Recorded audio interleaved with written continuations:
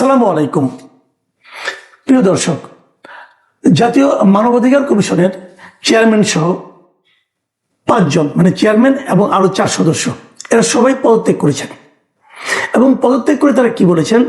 তারা বলেছেন যে তারা একটা জটিল অবস্থায় পড়ে গেছেন এবং তারা এই সরকার যে মানবাধিকার কমিশন বিষয়ক যে অধ্যাদেশ ছিল, যেটা অন্তর্বর্তীকালীন সরকার জারি করেছিল, সেই অধ্যাদেশে যাদের বাতিল করে দিয়েছে, রহিত করে দিয়েছে, সেই ঘটনাটাকে ব্যাখ্যা করেছে এবং তারা বলেছে এটা একটা আপনারা ভুল কাজ করেছেন এবং এই ভুলের কারণে আমাদের পক্ষে এখানে আর থাকা সম্ভব নয়। সবাই কিন্তু ওই কমিশনের সবাই পদত্যাগ করছে, পুরো কমিশনই এখন অকার্যকর হয়ে গেছে। তো এই কাজটা সরকার কেন করতে গেল? আমি যদি এই প্রশ্নটা আনি, আপনারা জানেন যে অন্তর্বর্তীকালীন সরকারের যে অধ্যাদেশগুলি ছিল, সেই অধ্যাদেশের কিছু তারা প্রায় সবগুলোই তারা রেখে দিয়েছে, মানে আইনে পরিণত করেছে, এবং কিছু তারা রহিত করেছে, বাতিল করে দিয়েছে। যেগুলো বাতিল করেছে তার মধ্যে একটা হলো এরকম জাতীয় মানবাধিকার কমিশন বিষয়ক যে অধ্যাদেশ সেটা। এবং বাতিল করে সরকার বলছে যে এটার মধ্যে আরো কিছু যাচাই বাছাই করতে হবে, এখানে কিছু দুর্বলতা আছে, সেগুলোকে চেঞ্জ করতে হবে, করে আবার আমরা পরবর্তী সময় সেটা তুলবো। মানবতা তুলবেন, জবে তুলবেন, তার আগ পর্যন্ত কি হবে? তার আগ পর্যন্ত সরকার বলেছে যে আগে যেটা ছিল সেটাই কার্যকর থাকবে। আগে কোনটা ছিল? আগে 2009 সালে একটা এ ধরনের মানবাধিকার কমিশন গঠন করা হয়েছিল। সেটা গঠন করেছিল শেখ হাসিনা সরকার। শেখ হাসিনা সরকার যেটা করেছিল সেটাই এই সরকারের পছন্দ হচ্ছে, আর এটা তারা পরে তুলবে। পরে কবে? কোন ডেট দেয়নি কিন্তু। আগামী অধিবেশনে না, তা জানি না। তারপরে অধিবেশনে তাও হতে পারে, আবার তারপরে হতে পারে, 5 বছরও লাগতে পারে। এটা কোনো নিশ্চয়তা তারা দেয় নাই, কোনো টাইম ফ্রেমও তারা দিয়ে দেয়নি। বলছে পরে তোলা হবে, আরো বিস্তর আলাপ আলোচনা হবে, তারপর তোলা হবে। এটা নাকি আমাদের কিছু দুর্বলতা আছে। তো দুর্বলতা আছে, আপনি চেঞ্জ করবেন, করেন। তো দুর্বলতা করে এখনই চেঞ্জ করতে পারতেন, এখনই এটাকে সবল বানিয়ে নেন। না, তা করবেন না, এটা বাতিল হয়ে আগে যেটা আনছেন, আগেরটা চলবে, মানে 2009-টা চলবে। তো সেটা কি এটার চেয়ে বেটার? এই কথাটাকে জবাব দেন। 2009-টা কি 2025-এর চেয়ে বেটার কিনা সেটা বলেন। 2025-এ যখন করা হয়েছিল তখনও কিন্তু নানা রকম আলাপ আলোচনার ভিত্তিতে করা হয়েছিল, এবং করার পরেও এই কমিশন নিয়োগ দেওয়া হয়েছিল নির্বাচনের মাত্র 1 সপ্তাহ আগে। 12 তারিখে নির্বাচন হলো, 5 তারিখে এই কমিশন নিয়োগ দেওয়া হয়েছিল।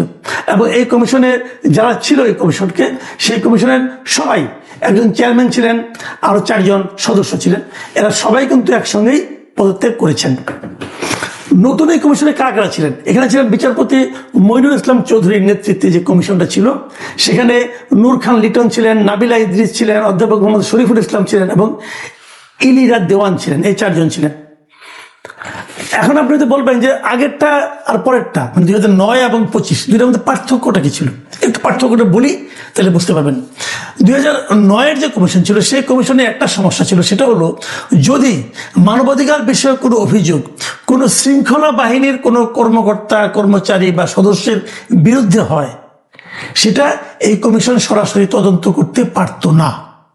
মানে ধরা যাক পুলিশের কোনো কর্মকর্তা কোনো মানবাধিকার লঙ্ঘন করেছেন, র্যাবের কোনো কর্মকর্তা মানবাধিকার লঙ্ঘন করেছেন, ডিজিএফআই কোনো মানবাধিকার লঙ্ঘন করেছেন, সেই বিষয়গুলো নিয়ে এই মানবাধিকার কমিশন কোনো তদন্ত বা প্রশ্ন করতে পারত না। তখন এটাকে নানা প্রক্রিয়া করতে হতো, সরকারকে চিঠি লিখতে হতো, সরকার আবার ওদেরকে চিঠি লিখতো, ওই চিঠির জবাব সরকার পেয়ে আবার সরকার সেটা জানাতো। মানে ওটাতে আসলে কিছু হতো না, যে কারণে ওই সময় কিন্তু গুম টুম যেগুলো হয়েছিল, এই গুমের বিষয়গুলো কিন্তু মানবাধিকার কমিশন কোনো রকম তদন্তই করতে পারেনি।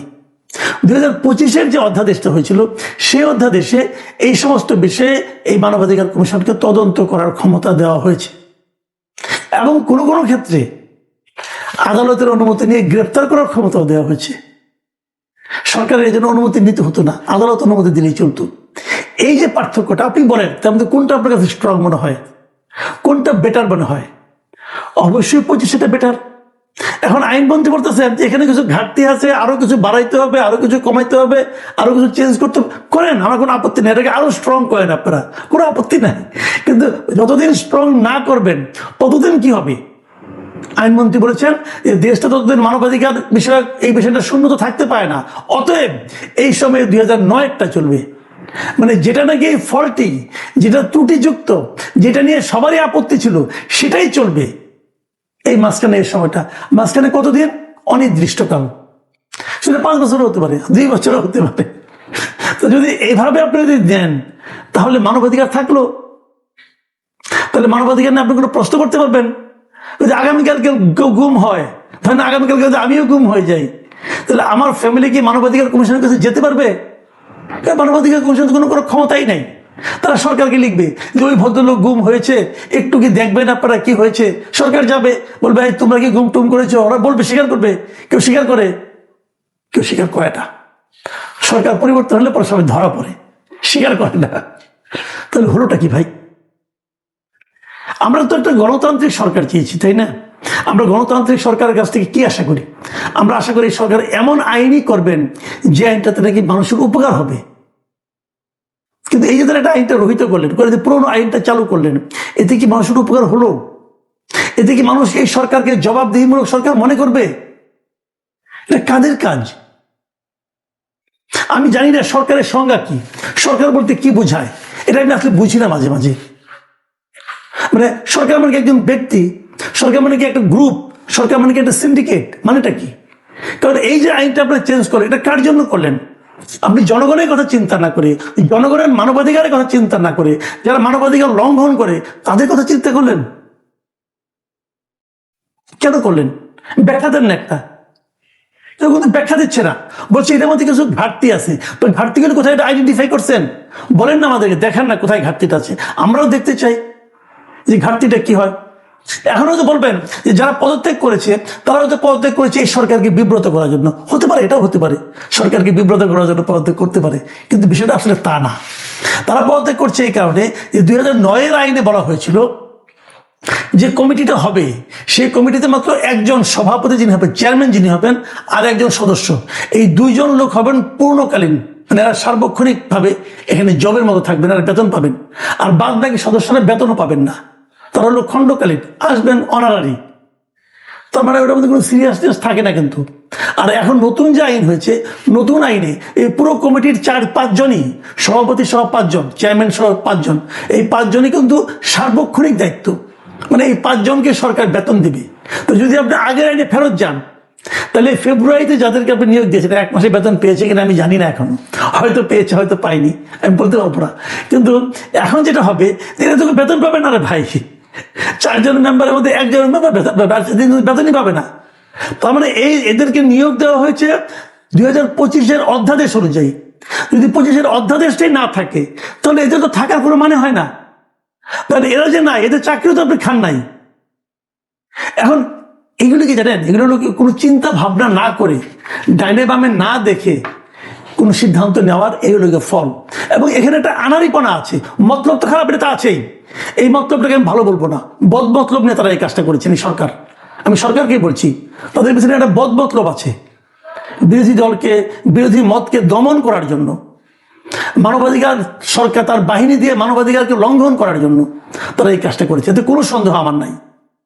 যারাই করুক, 1 জন করুক, 2 জন করুক, 5 জন মিলে করুক, একটা গ্রুপ মিলে করুক, যারাই করুক, তাদের মতলবটা এরকমই। কিন্তু এই মতলব তারা করতে যে এদিকে যে কি হচ্ছে, আশেপাশের যে কতগুলো অযৌক্তিক ঘটনা ঘটছে, কিছু মানুষকে যে আপনি বেকায়দায় ফেলে দিচ্ছেন, সারা দেশের মানুষকে যে আপনি একটা আতঙ্কের মধ্যে ঢুকিয়ে দিচ্ছেন, এটা নিয়ে কিন্তু কোনো ভাবনা এদের নাই। দেখুন, আমি অত সমালোচনা করতে চাই না। অনেকে বলেন আমাকে যে একটা সরকার, নতুন সরকার আসছে, এখনই কোনো সমালোচনা করছেন। আমি এই জন্যই করছি ভাই, আমি সমালোচনা, আপনাদের নিন্দা করছি না। আপনাদেরকে বলছি যে এই ধরনের কাজ করলে আপনারা কিন্তু ধীরে ধীরে জনবিচ্ছিন্ন হয়ে যাবেন। শুরুতে এভাবে বলছি, পরেতে কি হবে কে জানে। আমি জানি না এটা কিভাবে সমাধান হবে, কিন্তু আমি মনে করি সরকারের উচিত যে আপনি যদি নতুন করে কিছু চেঞ্জ করেন, তাহলে আগেরটাই পাস করেন, আগেরটাই চলুক। আপনি একদম 2009-এ ফেরত যাচ্ছেন কেন? আমরা সবাই স্বৈরাচারের সমালোচনা করি, কিন্তু যখন কেউ নিজেরাই স্বৈরাচারী আচরণ করতে শুরু করেন, তখন ওনারা কি বুঝেন যে ওনারাও সমালোচনার কাজ করছেন? প্রিয় দর্শক, এই প্রশ্ন থাকলো।